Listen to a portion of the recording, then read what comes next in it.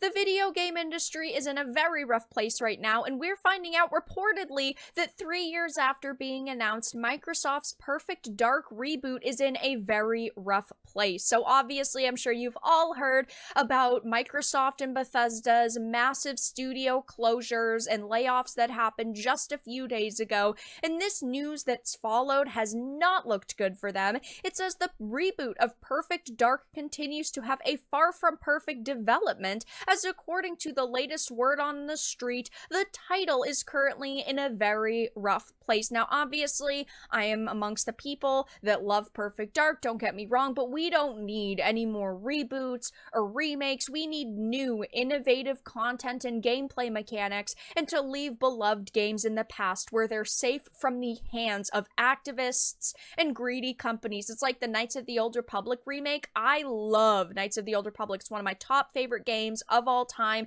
and while I would play a remake, I just don't have any faith in them to do justice by the original game, because of course there's always going to be small tweaks and changes that people are not gonna like and that some individuals are gonna think ruins the experience. And when you love something so much, it's hard to be impressed. It says this update on the Dark Journey and Return was provided by noted video game journalist Jeff Grubb during the episode of the Giant Bomb podcast.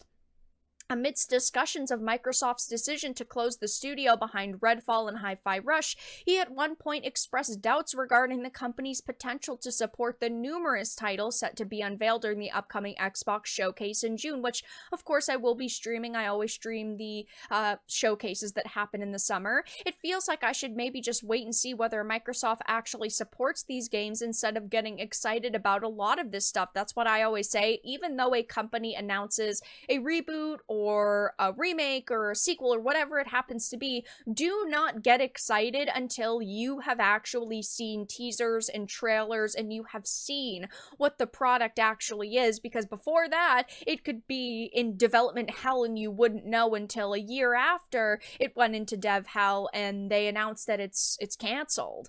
It says, though, they have a ton of games already announced, and as part of the fallout from this, I'm hearing more and more. I've been hearing for years that Perfect Dark is in a rough state. It sounds like it's in a very rough state, and it doesn't just sound like it's really come together in any way, even with Crystal Dynamics coming on board to help work on that. You would think that with the manpower they have behind this, that it would be, a given success, but it doesn't sound that way. Of course, they, were not alone in sharing these sentiments. I have some crazy stories about the development of that game I have not put in print out of respect for a team really trying hard to push a boulder up a steep hill, but my patience is getting thin, AP's Zone Runner had said. And then we also had, Liam Roberts on his own account say, from what little I have heard about the development of the new Perfect Dark, it sounds like a future video in the making, just a big, protracted mess. So we are hearing multiple sources say the same thing, that this is in